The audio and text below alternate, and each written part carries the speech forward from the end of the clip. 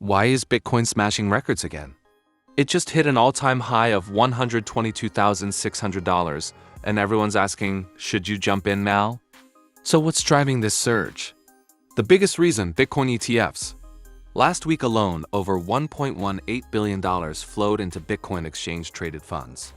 These ETFs make it easier for big institutions to invest, and they've bought about $15 billion, worth in just 2 months. Another push. Regulatory clarity.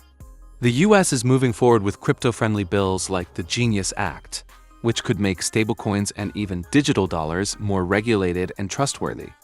Plus, President Trump is throwing his support behind crypto and even wants to launch a crypto-focused ETF through his media company. And remember, Bitcoin supply is limited to 21 million coins. About 17% of that supply is now locked up by funds, ETFs, and companies like BlackRock, which alone holds over 700,000 BTC. So with more money coming in, a fixed supply, and positive political support, the price is skyrocketing. Should you invest? Bitcoin is still risky. Experts say you should be ready for wild swings.